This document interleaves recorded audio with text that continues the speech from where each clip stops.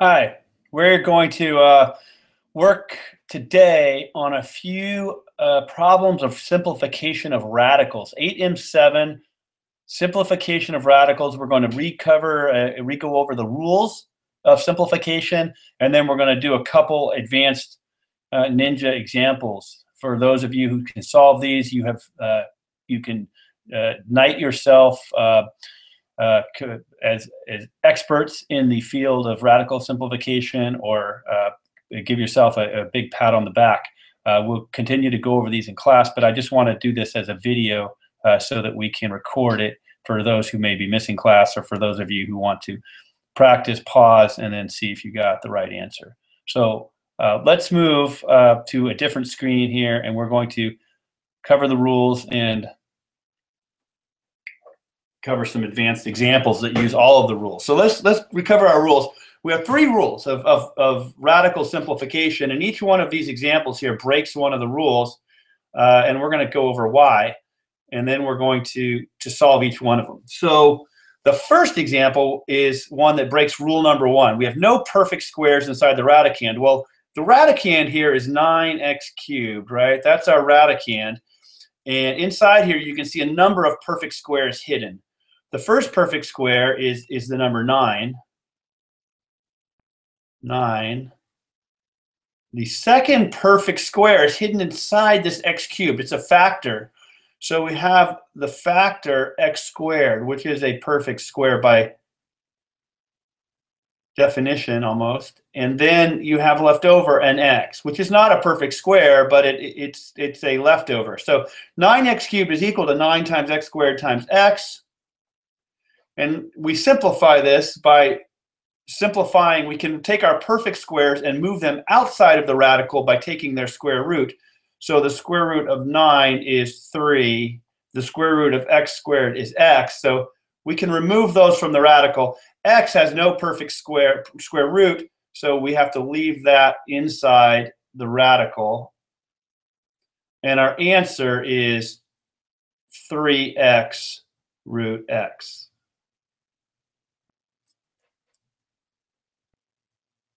We'll box that answer.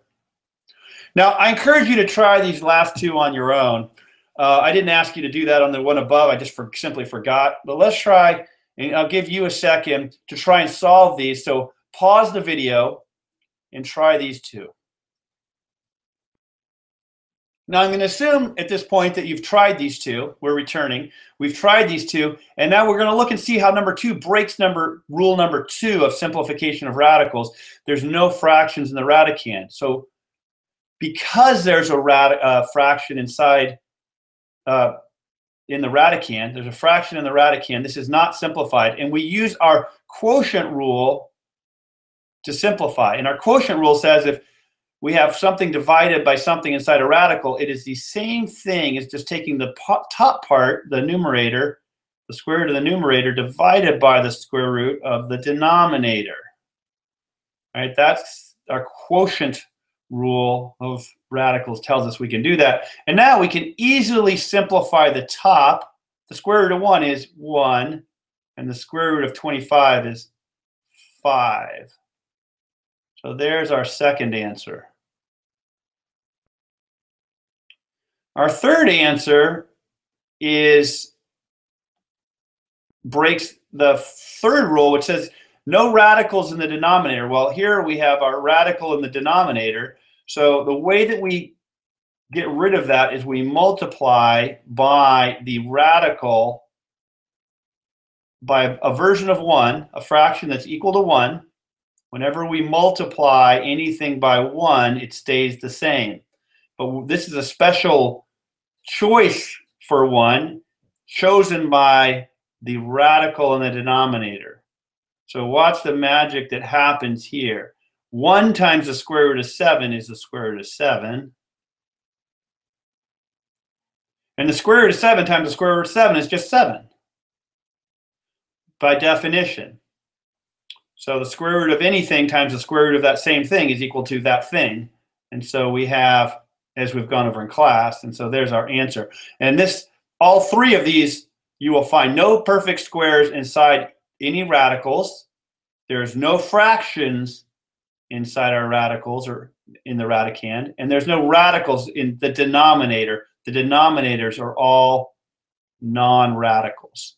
So that's how we apply these three rules.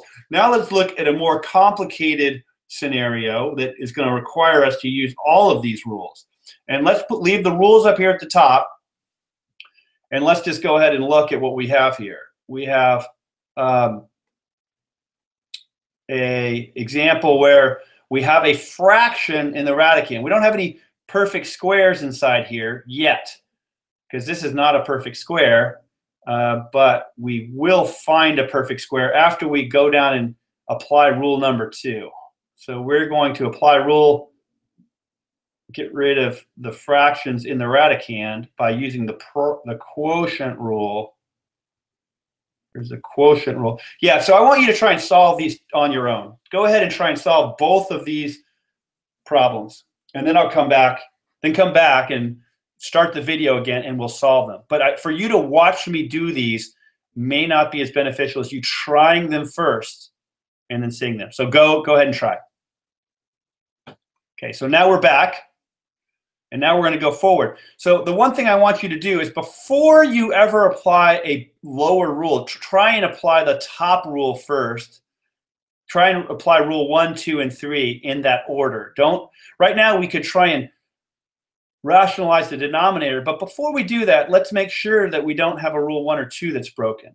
So we do actually in this case have rule 1, no perfect squares in a radicand. Well, now we have a perfect square inside this radicand. So let's get rid of that one. And let's just say now we have x, which is the square root of x, over the square root of 7. Now let's move forward and see what we got.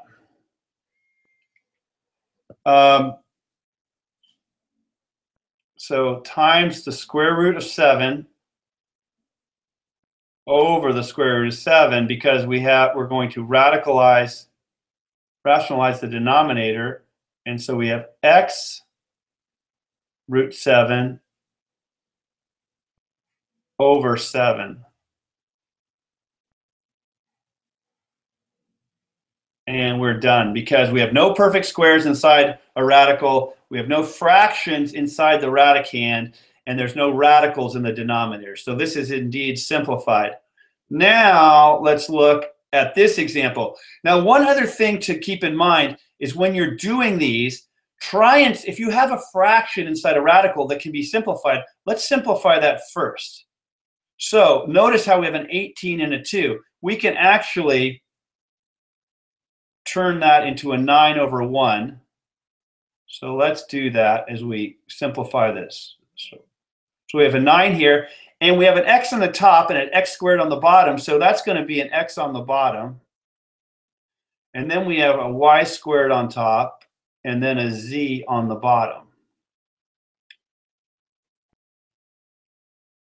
So now we can go about looking at our rule set. And we say, well, let's get rid of the fraction. So we're going to do 9y squared on top, and then the square root of xz or z on the bottom.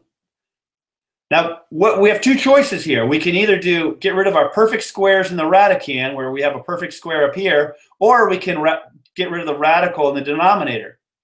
And as I instructed you before, let's always try and use the top rule first. It'll make things easier. So this is 3y. 9 squared root of 9y squared becomes 3y. And on the bottom, we have the square root of xz. So I'm going to rewrite that here, and we're going to then finish this off. The only rule that's broken now is rule number 3. There's no fractions in our radicals, and there's no perfect squares in the radicand. So now we're going to multiply the square root of z, x squared of xz. And on top, we get 3y square root of xz. And on the bottom, we just get xz.